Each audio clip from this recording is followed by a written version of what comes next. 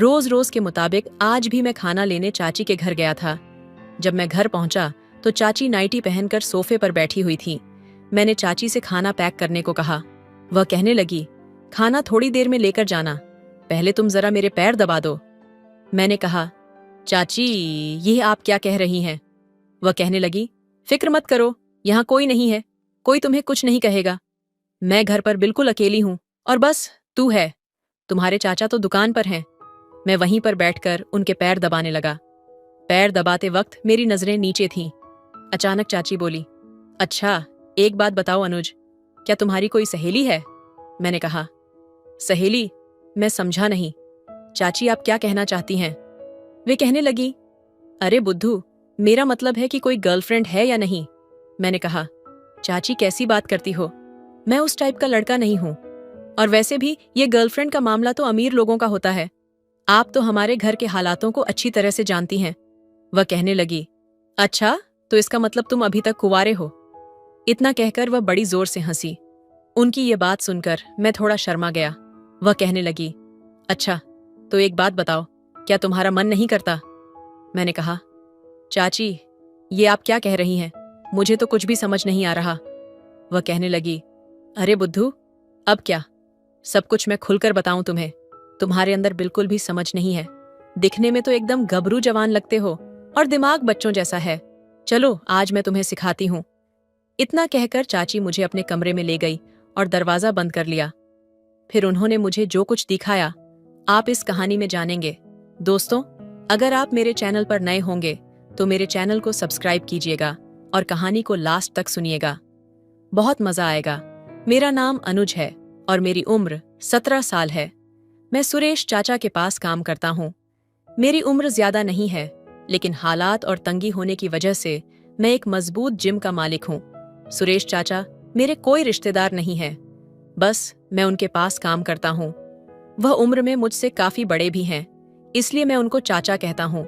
और उनकी बीवी को चाची तकरीबन 3 साल पहले मैं उनके पास आया था और उस वक्त मैं सिर्फ 14 साल का था। तब से लेकर आज तक मैं उनके पास ही काम करता हूँ और अपनी पूरी ईमानदारी और मेहनत से उनके पास काम कर रहा हूँ।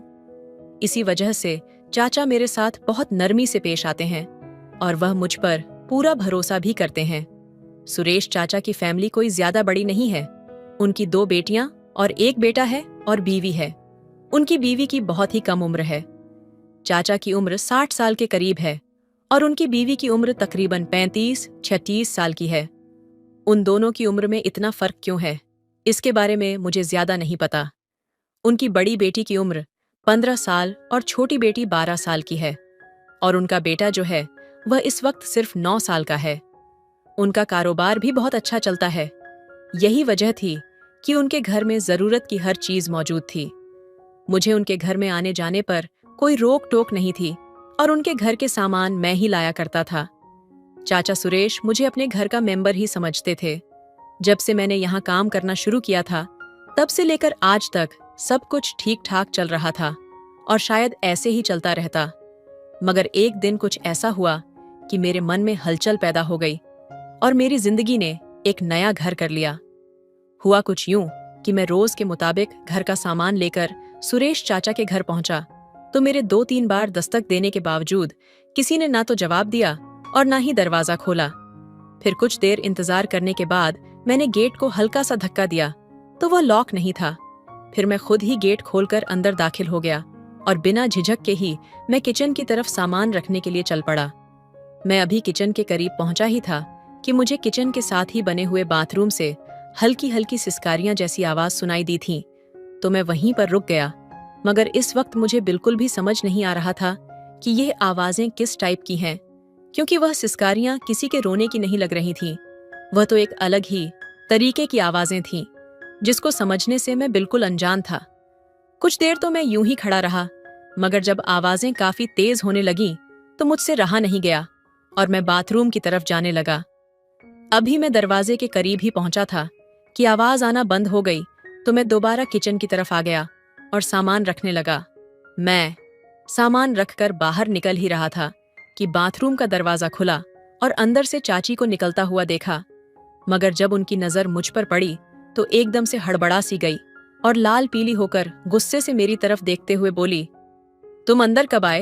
उनके इस तरह पूछने पर मैं एकदम से डर गया और हक लाकर बोला कि बस चाची अभी आया था, क्योंकि बाहर मैं खड़े होकर दरवाजा बजाया, मगर जब कोई जवाब नहीं आया तो मैं खुद ही अंदर आ गया था। मेरी यह बात सुनकर चाची खामोश हो गई और किचन की तरफ चली गई। उस वक्त घर में चाची के अलावा और कोई भी नहीं था।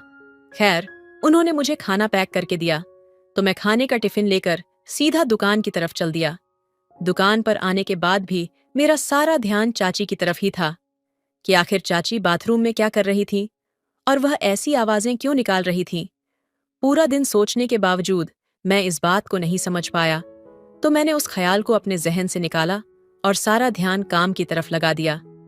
मगर दूसरे दिन जब मैं खाना लेने चाची के घर गया तो मैंने चाची में बहुत बदलाव महसूस किया।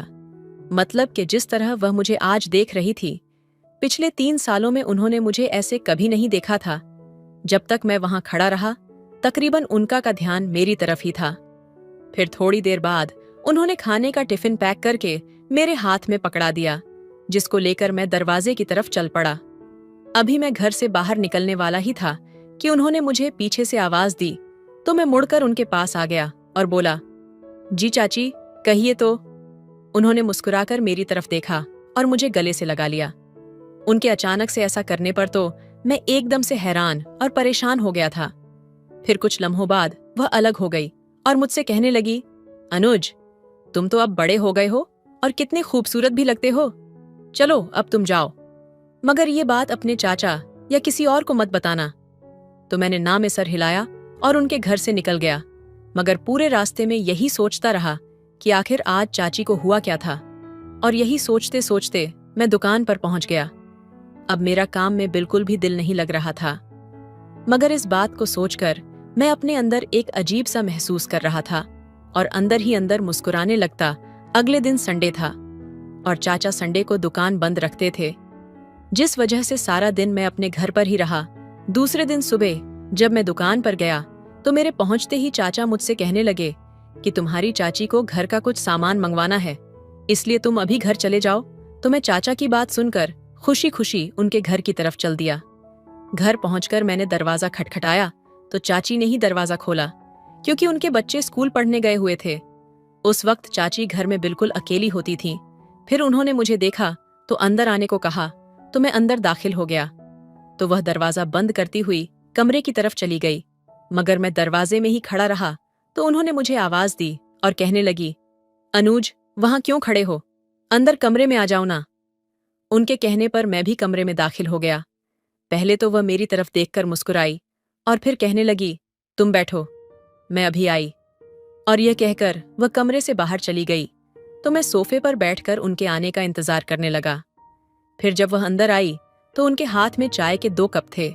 फिर एक कप उन्होंने मेरी तरफ बढ़ा दिया तो मैंने बोला, चाची, इसकी क्या जरूरत थी? तो उन्होंने मुस्कुराकर मेरी तरफ देखा और कहने लगी, पी लो, सुबह का वक्त है और वैसे भी अभी तुमको बहुत मेहनत वाला काम करना है उनकी। यह बात सुनकर मैं सोच में पड़ गया कि आखिर ऐसा कौन सा काम हो सकता है। फिर हम दोनों चाय पीने लगे तो चाय पीते पीते चाची मुझसे कहने लगी कि उस दिन वाली बात तुमने किसी को बताई तो नहीं। मैं उनकी यह बात समझ गया था कि वह कौन सी बात कर रही है, मगर मैं अनजान बनते हुए उनसे बोला, कौन सी बात चाची? तो वो कहने लगी, अरे इतनी जल्दी भूल गए तुम? तुम्हें याद नहीं है जब तुम परसों खाना लेने आए थे और जाते हुए मैंने तुमको गले से लगाया था? तो मैं बोला, जी चाची, याद है, मगर यह बात मैं किसी को भला क्यों बताता, और वैसे भी यह बात तो मुझे याद भी नहीं थी। अभी आपने जिक्र किया है तो याद आई मेरे। ये कहते हुए वो उठी और मेरे बिल्कुल करीब आकर बैठ गई। फिर मुझसे कहने लगी, देखो, अभी तुम में इतनी समझ नहीं है कि कौन सी बात छुपाने वाली है और कौन सी नहीं, क्योंकि जो काम मैं तुमसे लेने वाली हूँ उसके बारे में किसी को पता नहीं चलना चाहिए। वह मुझे बड़े प्यार से समझा रही थी और मैं उनकी बातें बड़े गौर से सुन रहा था, मगर इस वक्त मेरे अंदर कई सवाल जन्म ले रहे थे कि ऐसा कौन सा काम हो सकता है। खैर, जब यह सब बातें वह मुझसे कह चुकी तो मैंने उनसे कहा कि चाची, आप बिल्कुल बेफिक्र रहो। मैं आपसे वादा करता हूँ कि आप जिस बात को मना करेंगी वह बात मैं किसी को भी नहीं बताऊंगा। मेरी यह बात सुनते ही वह एकदम से मुस्कुराते हुए बोली, शाबाश बेटा, मुझे तुमसे यही उम्मीद थी। और यह कहकर वह खड़ी हो गई। मगर हैरत का पहाड़ तो मुझ पर उस वक्त टूटा जब चाची ने पैरों की मालिश करने को बोला। कहने लगी, आज काम बहुत ज्यादा था, इसलिए मैं बहुत थक गई हूं अनुज, तुम थोड़े पैर दबा दो। मैंने कहा, चाची ये आप क्या कह रही हैं? वह कहने लगी, फिक्र मत करो, यहां कोई नहीं है, कोई तुम्हें कुछ नहीं बोलेगा। मैं घर पर बिल्कुल अकेली हूं और तुम्हारे चाचा तो दुकान पर हैं। मैं वहीं पर बैठकर पैर दबाने लगा। पैर दबाते वक्त मेरी नजरें नीचे ही थीं। अचानक चाची बोली, अच्छा एक बात बताओ अनुज, क्या तुम्हारी कोई सहेली है? मैंने कहा, सहेली? मैं समझा नहीं, चाची आप क्या कहना चाहती हो?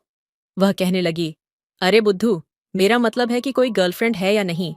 मैंने कहा, चाची कैसी बातें करती हो, मैं उस टाइप का लड़का नहीं हूं, और वैसे भी ये गर्लफ्रेंड का मामला तो अमीर लोगों का होता है, आप तो हमारे घर के हालातों को अच्छी तरह से जानती हैं। वह कहने लगी, अच्छा, इसका मतलब तुम अभी तक कुंवारे हो। इतना कहकर वह बड़ी जोर से हंसी। उनकी यह बात सुनकर मैं थोड़ा शर्मा गया। वो कहने लगी, अच्छा तो एक बात बताओ, क्या तुम्हारा मन नहीं करता? मैंने कहा, चाची आप क्या कह रही हैं? मुझे कुछ समझ नहीं आया। वह कहने लगी, अरे बुद्धू, अब तो सब कुछ मैं खुलकर बताऊंगी तुम्हें, तुम्हारे अंदर बिल्कुल भी समझ नहीं है, दिखने में तो एकदम गबरू जवान लगते हो और दिमाग बच्चों जैसा है। चलो आज मैं तुम्हें सिखाती हूं। उनकी ये बात सुनकर मैं थोड़ा घबरा गया। मैंने कहा, चाची मुझे देर हो रही है, मैं दुकान पर जाता हूं। वह कहने लगी, अभी तो आए हो, इतनी क्या जल्दी है, रुको तो जरा। इतना कहकर उन्होंने मुझे रोक लिया। फिर वह कहने लगी, तुम जानते हो तुम्हारे चाचा कितने बूढ़े हो गए हैं, उनकी और मेरी उम्र में कितना फर्क है। काश मैं गरीब घर में पैदा ना हुई होती तो इस बूढ़े के साथ कभी शादी ना होती। इतना कहकर वह कहने लगी, थोड़े घुटने भी दबा दो ना। मैं थोड़ा हिचकिचाने लगा। वो कहने लगी, शर्माओ मत, तुम दबा दो। उस वक्त उन्होंने मैक्सी पहनी हुई थी और मैक्सी को कुछ ज्यादा ही ऊपर खींच लिया था। इस तरह का नजारा मैंने पहले कभी नहीं देखा था, इसलिए मैं बहुत नर्वस था। वह कभी कभी बातें करते हुए मेरे बालों में हाथ फेर देती, फिर कहने लगी, तुम्हारे चाचा तो मुझे खुश कर ही नहीं पाते, दुकान से आकर ही सो जाते हैं। मैं तो अभी जवान हूं, भला मैं कहाँ जाऊं? अब तुम ही बताओ मैं क्या करूं? मैं उनकी बातें सुन तो रहा था, लेकिन कुछ पल्ले नहीं पड़ रहा था। अचानक उन्होंने मेरा हाथ पकड़कर अपने पास बिठा लिया और मुझसे चिपक कर बैठ गई। फिर न जाने कैसी कैसी बातें करने लगी। कुछ बातें मेरी समझ में आती और कुछ नहीं। उनकी इस तरह की बातों से मैं अंदर से बहुत ज्यादा बेचैन होने लगा। मैं खुद पर काबू नहीं कर पा रहा था। आखिर मैं करूं तो क्या करूं? धीरे धीरे वह अपने मकसद में कामयाब हो गई और मैं कुछ न कर सका। मैं पसीने से शराब हो चुका था, लेकिन चाची बहुत खुश थी। कहने लगी, काफी टाइम बाद आज मेरे दिल को सुकून पहुंचा है। अनुज, तुम्हें भी अच्छा लगा ना? मैंने उनकी बात का कोई जवाब नहीं दिया और नजरें झुकाकर इसी तरह बैठा रहा। और फिर इस तरह उन्होंने मुझसे वह मेहनत वाला काम करवा ही लिया जिसकी थकान मुझे 2 दिन तक महसूस होती रही। लेकिन उसके बाद मैं अपने अंदर बहुत बड़ी बदलाव महसूस करने लगा था। मुझे ऐसा लग रहा था कि अब मैं बड़ा हो चुका हूं। अगले दिन जब मैं खाना लेने चाची के घर आया तो आज भी चाची इसी काम के लिए तैयार बैठी थी और फिर वक्त गुजरने का पता ही नहीं चला। मगर अब मुझे बहुत डर लग रहा था कि चाचा को क्या कहूंगा कि इतनी देर कहाँ लगा दी, क्योंकि वह बड़ी बेसब्र से खाने का इंतजार कर रहे होंगे। फिर इस बात का जिक्र मैंने चाची से किया कि चाचा इतनी देर लगाने की वजह पूछेंगे तो मैं उनको क्या जवाब दूंगा। मेरी ये बात सुनकर वह कहने लगी, तुम इस बात से बिल्कुल भी परेशान मत हो। चाची काफी समझदार थी, तो उन्होंने फौरन एक कहानी तैयार कर ली कि अगर तुम्हारे चाचा पूछे तो उनसे कह देना कि चाची की तबीयत ठीक नहीं थी और उन्होंने दवाई लेने मुझे स्टोर भेजा था और खाना भी तैयार नहीं था, जिस वजह से देर हो गई। चाची की बात सुनकर मैं बहुत खुश हुआ, क्योंकि उनकी ये बात सही थी। तो मैं फौरन से खाना लेकर सीधा दुकान पर पहुंच गया। दुकान पर ग्राहकों का इतना ज्यादा भीड़ नहीं था। सुरेश चाचा मुझे गौर से देख रहे थे। फिर उनके पूछने पर मैंने एक कहानी सुना दी जो चाची ने अपने दिमाग से बनाई थी। तो चाचा ने भी उसे सच मान लिया और खाना लेकर खाने लगे। मगर न जाने क्यों मैं चाचा से नजरें नहीं मिला पा रहा था, क्योंकि मेरे अंदर यह एहसास पैदा होने लगा था कि मैं चाचा के साथ नम का हराम कर रहा हूँ, मगर साथ साथ मेरा ध्यान उस होने वाले वक्त की तरफ भी जा रहा था जो एक फिल्म की तरह मेरे दिमाग में चल रहा था। और साथ ही मैं अपने अंदर एक बहुत बड़ी बदलाव भी महसूस कर रहा था। अगले दिन जब मैं खाना लेने गया तो चाची बहुत खुश लग रही थीं।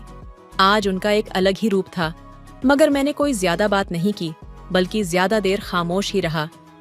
क्यों मुझे चाचा सुरेश के साथ शर्मिंदगी महसूस हो रही थी? शायद यही वजह थी कि मैं चाची से बात करने से हिचकिचा रहा था, जबकि चाची मुझे मुस्कुराते हुए देखे जा रही थी। मगर मेरी यह हालत देखकर उन्होंने मुझसे कोई बात नहीं की। फिर खाने का टिफिन मेरे हाथ में देते हुए मुझसे कहने लगी कि क्या बात है अनुज, आज तुम बहुत उदास लग रहे हो। चाची की बात सुनकर मैं सिर्फ इतना कहने लगा कि बस ऐसे ही तो। चाची कहने लगी, कल जो तुमने मुझे खुशी दी थी, मैं उसके लिए तुम्हारी बहुत शुक्रगुजार हूँ। और देखो, तुम कुछ बुरा मत सोचना, बस तुम मेरी ज़रूरत का ख्याल रखो और मैं तुम्हारी ज़रूरत का ख्याल रखूंगी, और उसी तरह हम दोनों को एक दूसरे की ज़रूरतों का ख्याल रखना है। ये कहकर चाची ने 1000 का नोट मेरी जेब में डाल दिया। मैंने तिरछी नज़रों से चाची की तरफ देखा तो चाची कहने लगी, हमें बस एक दूसरे के बारे में सोचना और किसी दूसरी सोच को दिमाग में आने की जगह बिल्कुल भी नहीं देनी है। तुम समझ रहे हो ना मैं क्या कह रही हूँ? तो मैंने चाची की इस बात को न समझते हुए भी हाँ में सिर हिला दिया। तो वह दोबारा मुझसे मुखातिब होते हुए कहने लगी, मैं जानती हूँ कि तुम इतने खामोश क्यों हो, क्योंकि तुम अपने बुढ़े चाचा की तरफ देख रहे हो, जो कि मेरे किसी काम का नहीं है। उसका एक पैर कीचड़ में है और दूसरा पैर केले के छिलके पर कब फिसल जाए पता नहीं। उसके चक्कर में मैं अपनी जवानी क्यों खराब करूं? मैं एक जवान हसीन औरत हूं और वह बुढ़ा कब से पैर लटकाए हुए बैठा है। इसलिए उसके बारे में ज्यादा मत सोचो। मुझे लगा चाची वाकई मेरे दिल तक पहुंच गई है।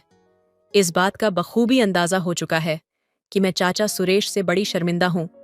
चाची ने मुझे इस शर्मशार से निकालने के लिए काफी समय दी और फिर मुझे इस बात पर हासिल कर ही लिया कि जो कुछ हमारे बीच हुआ वह हमारी जरूरत थी, जिसको चाचा सुरेश पूरा नहीं कर सकता था।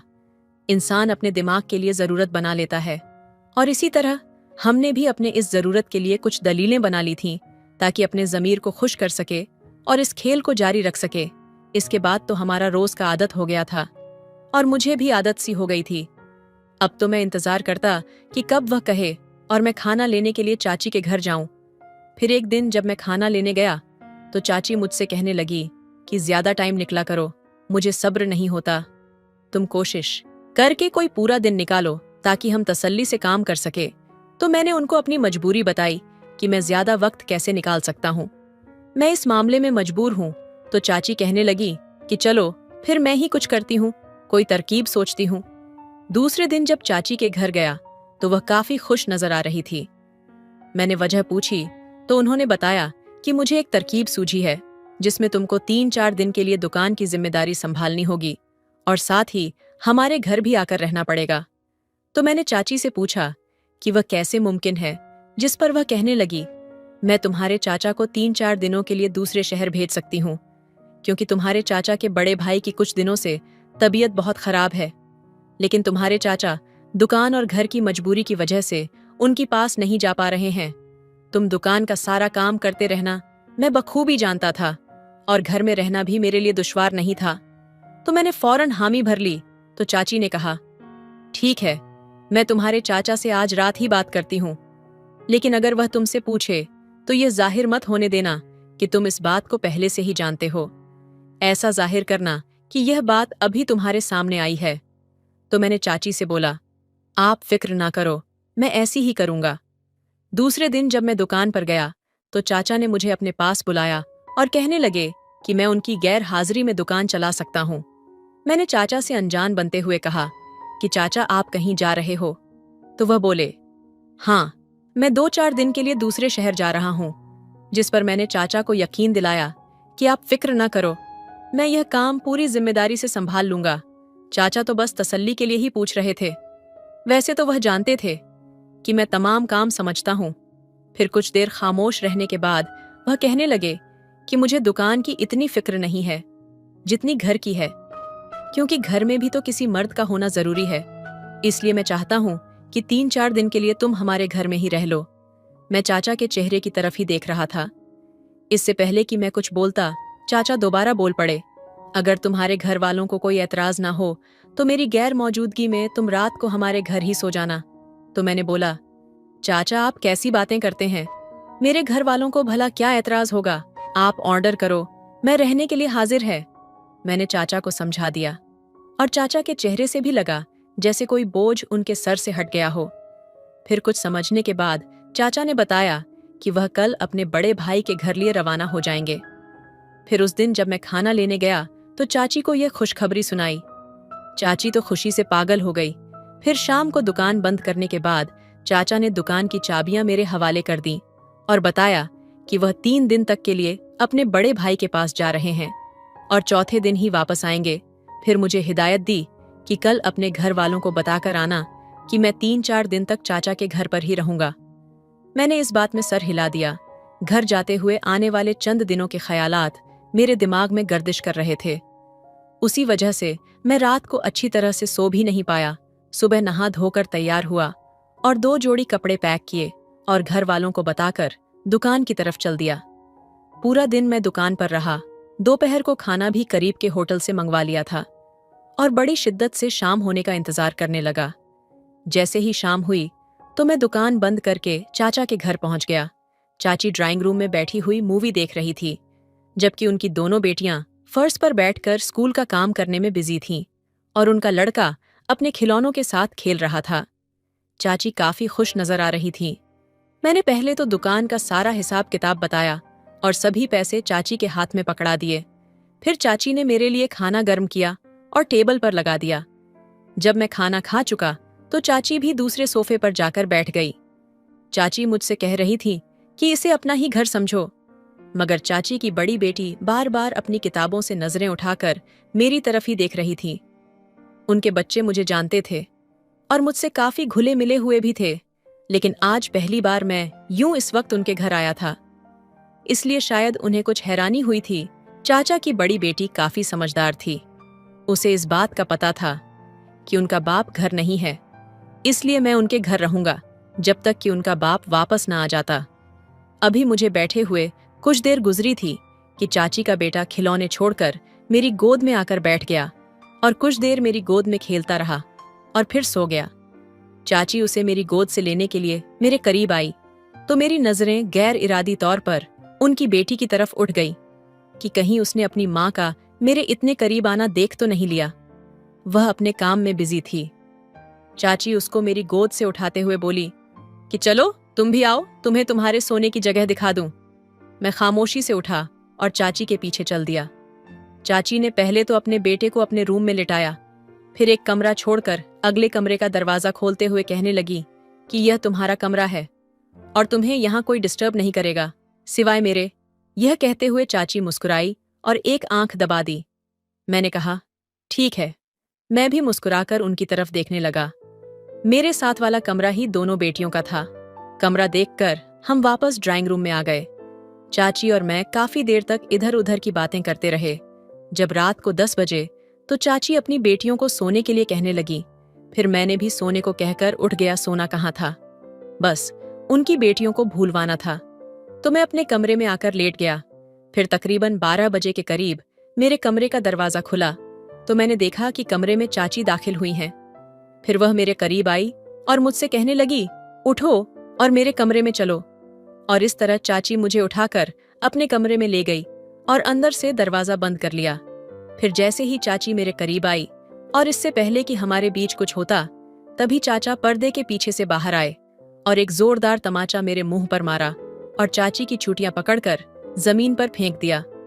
चाचा को हम दोनों पर पहले ही शक हो गया था, क्योंकि रोज रोज मैं दुकान पर खाना लेकर लेट पहुंचता था, इसलिए वह काफी टाइम से हम दोनों पर नजर रख रहे थे। और आज चाचा ने हम दोनों को रंगे हाथों पकड़ लिया था। चाचा ने मार मार कर मेरा मुंह लाल कर दिया था और कहने लगे, नमक हराम, मैंने तुझे अपनी औलाद की तरह समझा था और तू जिस थाली में खा रहा था उसी में छेद कर रहा था। निकल जा मेरे घर से। चाचा ने चाची को भी बहुत मारा। इस हादसे की वजह से हम सबकी जिंदगियां बदल गई थीं। मैं बेरोजगार हो गया और चाचा ने चाची को तलाक दे दिया। जिसका असर उन मासूम बच्चों पर पड़ा जो अभी बहुत छोटे थे। अब आप बताएं दोस्तों, इसमें सबसे ज्यादा गलती किसकी थी, अनुज की या फिर चाची की? और इस हादसे की वजह से सबसे ज्यादा नुकसान किसका हुआ? अपनी राय कमेंट में जरूर दें। वीडियो अच्छी लगे तो लाइक करें, शेयर करें, सब्सक्राइब करें। धन्यवाद।